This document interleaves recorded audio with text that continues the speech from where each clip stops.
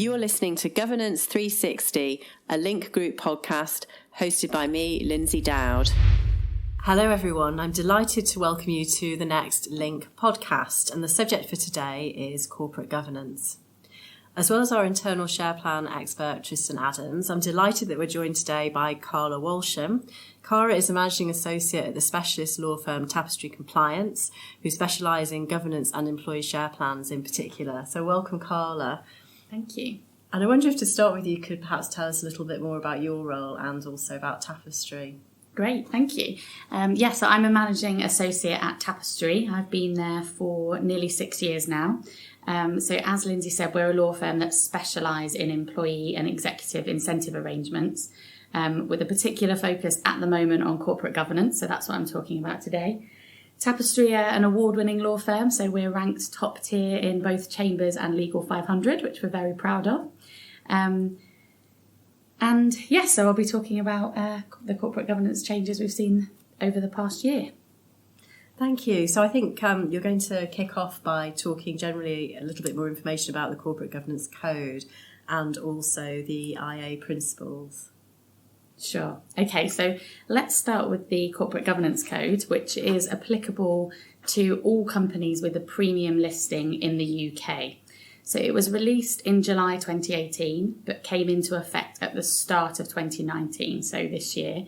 But it applies to accounting periods beginning on or after 1 January 2019. So that's those to be reported on from 2020. So a lot of clients preparing for their 2020 DRR are looking at this now, and particularly those taking their policy back next year, they're looking at this now.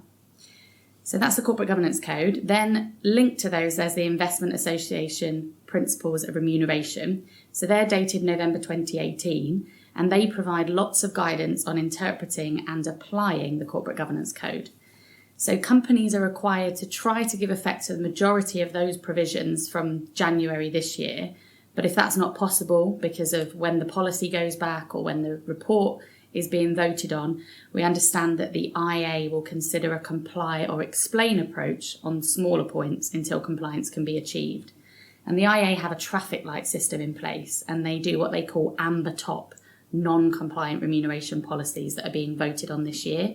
So the IA the purpose of these principles that they've brought out is to facilitate investors taking a more active approach to companies' remuneration. So the kind of gentle guidance they were giving before perhaps wasn't working. So they've got these formalised principles to back up the code to try and force action sooner. Thank you. So my understanding is we're looking at some significant changes here as a result of the code and the principles. And I wonder if you could please talk us through how those are going to work. Sure. So the Corporate Governance Code is broad, and I won't be talking about all of it today, but the types of things it covers are things like changes to vesting periods, post-employment shareholding requirements, overriding discretion of the Remuneration Committee. There's changes to leaver provisions in there. There's changes to malus and clawback, pay limits, performance conditions. It also covers things like pensions, dividends, settlement provisions, and lots more. But in today's session, I'm going to focus on some of the biggest changes we've seen impacting share plan specifically. So we're going to look at malus and clawback, overriding discretion, and the post-employment shareholding periods. That's great. So starting with malus and clawback, so these are concepts that have been around for quite a while. So what exactly is going to be changing? Yeah, they've been around for a while now. And just to recap, obviously malus, we're talking about pre-vest reduction of awards, and clawback, we're talking about post-vest recovery of an award. So they have been around for a while, but investors feel that it's been a box-ticking exercise. Companies have introduced them, but haven't really given the triggers much thought or the process. So now there's this shift in focus in both the code and the IA principles, moving from a tick box exercise to, yes, we've got it in place, to really thinking about, is it enforceable? What will your process be if you try to enforce it? And what would you be able to enforce it against? So turning first to the changes in relation to the triggers, the code and the guidance for the first time provide a list of triggers to companies to think about including in their policies. So this list includes payments based on erroneous or misleading data, misconduct, misstatement of accounts, serious reputational damage, and corporate failure.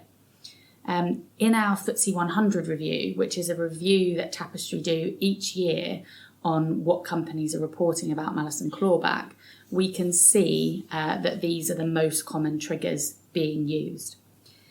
So in our report this year, we found that 98 of the FTSE 100 now disclose malice or clawback provisions in their DRR. So only 2 companies not reporting malice or clawback. And the reasons those 2 don't is because they don't actually have to comply to the same level of reporting because of where they're incorporated. So that's the reason those 2 companies are getting away with it. The most common triggers that have been used by companies in the last 2 years are 4 of those that are listed in the Corporate Governance Code. So that's the payments based on erroneous or misleading data, misconduct, misstatement of accounts, and serious reputational damage. The new trigger that the code identifies is corporate failure. And this year we've seen 6 companies already include that in their Director's Remuneration report. So the IA principles have emphasised that the triggers shouldn't just be those listed in the code. They need to be those that are most appropriate for that company. So we're seeing companies go back to the design stage, reconsider their triggers, really thinking about what's relevant for their business rather than just saying, yeah, we've got misconduct and we've got misstatement. So what a mining company might have as a trigger, what's appropriate might be completely different to what a hospitality company choose to have as a trigger. So the mining company might be interested in linking a trigger to health and safety, something like number of deaths on sites or injuries recorded, where that wouldn't be responsible for the for the hospitality company. So that's what we're seeing in relation to triggers, companies kind of revisiting them and seeing what's right for them. So I think what we're really, what I'm taking for what you're saying is that we're making malice and clawback much more meaningful and really introducing some accountability, which perhaps wasn't there fully before. Yeah. So moving on to the process and enforcement, what changes can we expect to see there? Yeah, that's a good question. So it's another key focus of the IA principles stemming from recent case law in this area. So the Lloyds Daniels case is a key one where the company were unable to operate malice or clawback. So investors want to make sure not just have you got these provisions in your documents, now they're looking for you to demonstrate that they are legally watertight. So the IA principles to aid enforceability have set out these requirements. The terms need to be clearly set out, stating how and when they'll be applied. They require companies to consider what enforcement powers they have and how they can implement malice and clawback effectively. They require companies to ensure that the malice and clawback terms are set out clearly and accepted by executives at the time of grant, so hardwiring the need to accept the malice and clawback provisions. It requires companies to have consistent remuneration policy, plan rules and employee documentation. So the malice and clawback provisions should be consistent across the award types and the documentation. There should be no argument that there's any contradiction in any way. And that companies need to have a clear process for assessing and applying that malice and clawback, including in relation to any exercise of discretion. So in our FTSE 100 report this year, interestingly, we saw 67 companies choosing to apply the same triggers to both their LTIP awards and their bonus plans. So a trend towards moving towards consistency, which is what the IA are looking for. We've also seen lots of companies include an acceptance process now to onerous terms. So a lot of companies moving to an online portal that allows them to click and accept malice and clawback up front. A lot of companies are doing that using a standalone malice and clawback policy. So outside of their plan rules, drafting a malice and clawback policy to draw out the detail of kind of how that can be applied, what the process is, etc. We saw the duration in our FTSE 100 report as standard of kind of 2 years across the board of how long companies are going to apply that for. So that's what we've seen in terms of the process and changes to enforceability. Thank you. So real tightening up, I think, happening here. And I think it's very interesting as well, the point about ensuring that executives have to accept what's going to be in the contractual terms that are going to relate to them for malice and clawback. Yeah, and I think interestingly, obviously the code only applies to executives, but companies might choose from an enforceability perspective to make it much deeper into the business. So if you're putting a process in place to get your executives to click and accept, why not have that for deeper into your organisation? Yeah, thank you. So I think the second issue we're looking at this afternoon are the changes that apply to overriding discretion. Yes, so that's another new requirement in the Corporate Governance Code this year. So these are provisions that give the Remuneration Committee discretion to override formulaic outcomes. So the idea is you put the formula in and the performance conditions based on the formula say that it's going to pay out at, let's say, 100, where in the current market it wouldn't be right for it to pay out at 100, and they want to use their discretion to be able to say, no, it's only going to pay out at 50. So companies are often doing this in practice anyway, but the point is, have they got the legal power to be doing it? Could it be challenged by an executive? So companies are reviewing their rules, now this is hardwired into the code, to ensure that they've got sufficient legal power on this point. Some companies think their rules already allow it, but others are updating their rules to make it clearer. So we've seen in the FTSE 100 report this year that 7 companies disclosed that they have the power to adjust up and down, so positive discretion and negative discretion. And of course, the investors will be less keen on any upwards adjustment, while 22 companies disclose the power to adjust down. And we've seen other companies disclosing that they expect to revisit this area this year. So we anticipate a lot more movement throughout the year on that. Thank you. And I think the third issue, which is, I think, a real significant change, is in relation to post-vest, post-cessation holding periods for shares. Yes, so another key change is the requirement to hold shares after the executive has left employment. So the new code now states that remuneration committees need to have a formal policy for post-employment shareholding requirements, and that this should encompass both vested and unvested shares. So this means executives need to hold set levels of shares after they've left their role at the company. And the IA principles have then built on what the code has said here and fleshed out what best practice might look like. This is one of those where the code have put a requirement in place, the IA have built around it, but I think it'll be one of those where really the market end up deciding how this looks in practice. So the first thing that the IA have given guidance on is duration. They've said that the executive should continue to hold those shares after leaving for at least 2 years. So most companies didn't have a post-cessation holding period before this requirement. And even those that did, I've got 1 or 2 clients that had it, it was only for a year. One client had it for 2 years, but it was reduced to 50% in the second year. The IA have also given guidance on the number of shares that need to be held, so that holding period applies to. So they need to hold this. This requirement will apply to all the shares the executive holds at the time of leaving, or if it's lower, the number of shares the executive was required to hold immediately before leaving. So if they had a 200% of salary shareholding requirement, they'll need to, and they'd already met that, they'll need to keep holding that 200% for 2 years. If they hadn't quite met it, they'll need to carry on holding that number of shares for 2 years. There's also some guidance on what can count towards these limits in terms of vested and unvested shares, so a bit of clarity there. So that shares that haven't yet vested can count towards these limits, but they can only count when they're no longer subject to performance conditions, and they only count on an after-tax basis. Some executives are quite pleased that there's this slight change there, that shares that haven't vested can count towards those limits, so they can meet it sooner than they might have previously. So remuneration committees are going to need to think about this requirement, and they need to disclose the structures and processes that they've put in place to ensure that this post-employment shareholding requirement is being met.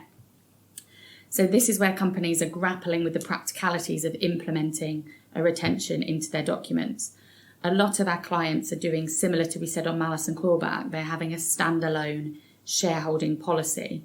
But you have to remember that this requirement applies beyond your share plans. It applies to all the shares that the director holds. not just those that they receive under an award of a share plan. So in drafting the policy, you need to think about what mechanisms you're going to use to apply this to shares that they already hold. Perhaps you've already got a shareholding guideline policy in place, and you might be able to incorporate this post-termination shareholding requirement into that shareholding policy, or if not, you might want to draft a new policy. And then thinking about your process, you need to think, how are you going to make this legally enforceable? Now that is a challenge. Are you going to include it again as a click and accept document? Will it be a term of future awards through that grant process? Even then, there could be some enforceability issues in terms of challenging what loss the company has. Is there actually a breach of contract there? What if, for example, the director gets a new job somewhere else at a competitor, and one of the stipulations there is that they can't hold shares in a competitor, but their last employer is telling they've got to hold shares for 2 years. So lots of challenges that the market are going to have to come up with a solution for, but certainly something to start thinking about. And in terms of timing, when you need to achieve this by, the IA have said at the earliest opportunity for all new and existing executive directors, and at a minimum by the next remuneration policy vote. So anyone that's going back this year definitely needs this in there, because the IA have said they'll amber top any new policies that don't comply with this requirement. We've seen a dramatic increase in our FTSE 100 report already of companies applying this in some form. So 28% of companies stating that they have post-employment shareholding requirements now, and 48% disclosing that they're going to be reviewing these provisions throughout this year and reporting on it or voting on it next year. Thank you, Carla. That really is a huge change, I think, and as you say, vital to remember that this isn't just shares within the share plan, it's all the shares yes. that the executive holds. So in practice, how are most companies enforcing the new post-cessation holding period? Yeah, I think that is one of the biggest challenges to work through, and I don't think there's a kind of definitive answer to it yet. But what we are seeing most companies do, because even if enforceability could be challenged, the main thing the company needs to do is protect themselves, that they try to make it as enforceable as possible, show that they've got a process that they have followed. So most are doing that by drafting this standalone shareholding policy, which includes the post-cessation requirement, asking for that to be clicked and accepted as part of future grant processes, so protecting themselves as best they can. Companies that haven't got one are also considering the benefits of kind of a corporate nominee account, so where the company can see and monitor where the executive shares are, how many they've got, etc. So we're also seeing more interest in having one of those products if they didn't have one before. And does the post-cessation period also apply to retirees? Yes, there's nothing in the code that says it shouldn't apply to retirees, so it's all leavers. I think some executives will find that quite difficult. They'll feel like they've done a good job for a long time, they're retiring, they might want to release the value of their shares. What if those shares drastically decrease in value the next 2 years because the new executive isn't very good, but they've had to, they haven't been able to sell them. So you might get some pushback there. But yes, I think we can have some sympathy for executives, but I think the view is that they shouldn't be exempt from the requirement just because they're a retiree. Thank you very much, Carla. We can see some really significant changes coming through then in the corporate governance arena. So I'm just going to bring Tristan back in now. Tristan just got a few questions with reference to our specific client base and some of the issues which we're looking at with our clients at the moment. Tristan. That's great. Thanks a lot for that, Lindsay. Okay, Carla, having heard you run through the various topics and items, I just wondered whether we could take or spend a few moments just running through what you touched on briefly regarding pay limits, dividends and nominees, and how you're seeing those sort of span out. Sure, yeah. So I touched on pay limits as one of the topics that the Corporate Governance Code covers, but I didn't go into too much detail. So yes, there is a requirement in the Corporate Governance Code to consider setting a pay limit of kind of overall quantum of remuneration. But in terms of a trend, we're not seeing our clients do that. I think there's concerns that setting a limit, how can you get that limit right? You don't want it too high to upset investors. You also don't want it too high so that potential recruits, new executives come in and demand that they're paid at the top of that limit. So I think whilst limits will be in the mind of Remcos when they're thinking about overall quantum. Actually putting one in the policy and hardwiring themselves to it isn't the trend we're seeing. And then the dividends point, that's a good one. So most clients' plan rules allow them to settle awards and dividend equivalents in cash or shares. And usually the reason they have that wording in there is if there's a country that they operate in where share settlement isn't possible, they've got the flexibility to cash settle. But the fear of investors is that this wording is being used to cash settle awards everywhere or to anyone, including to executives. And obviously investors want executives to be paid in shares and only shares. So they've put this requirement in the code to make it clear that awards should only be settled in shares and dividend equivalents should only be settled in shares. So even if your rules allow you to, you should ensure that in practice you are only share settling those for your executives. And then the nominee point that you mentioned.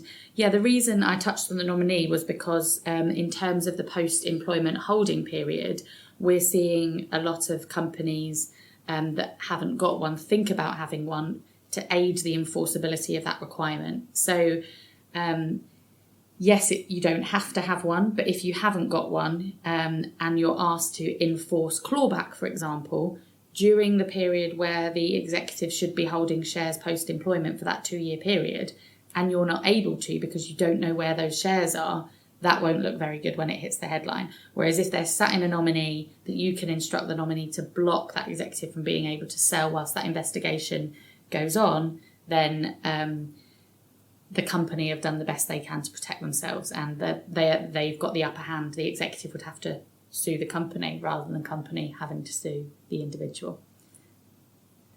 Thank you. The other question I've got surrounds the focus of this all being on FTSE 100 companies, and I just wondered what you're seeing with regard to the wider market beyond the FTSE 100.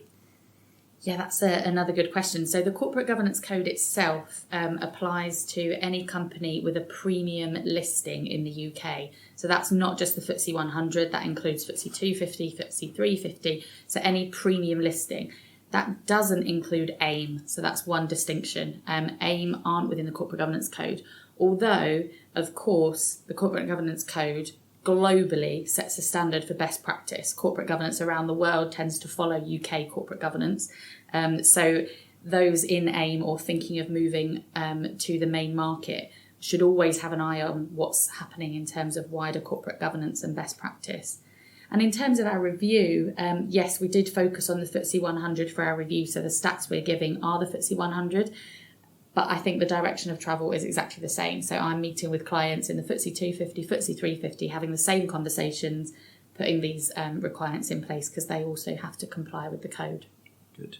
And if someone did want a copy of the report, is there a preferred way for people to request that from you? Sure, yeah. You could either email myself or contact yourself if they've got your details, and we'd be happy to share the executive summary of our report that sets out all the key statistics.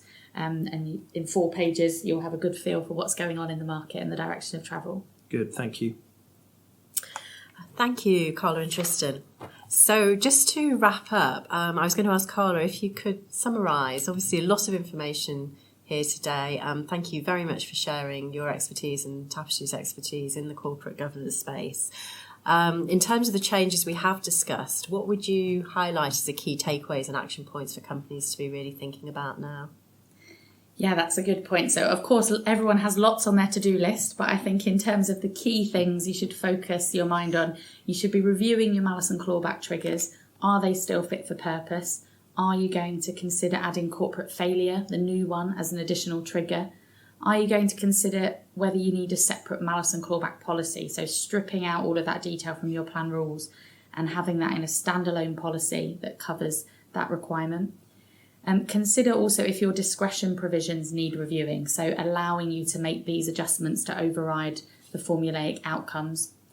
Consider whether your post-vest and post-cessation holding periods are in line with what the code requires, and how are you going to enforce those? So will you have a separate policy? Are you going to look at getting a nominee? What is your plan? And then regularly evaluate your processes. So it's great having all these documents in good shape, but you also need to make sure your processes are following what you've set out in your documents and keep that under regular review. They'd be my key takeaways. Thank you very much. So thank you also to you, our listeners. Hope you have enjoyed this podcast on corporate governance. Do get in touch if you'd like more information, either with ourselves or with Carla. We're also all on LinkedIn, I believe. And please stay tuned for the next Link podcast. Thank you. Thank you for listening. Check out the podcast description for more information on this episode's guests and presenters. And if you want to get in touch with any of us, we'd love to hear from you.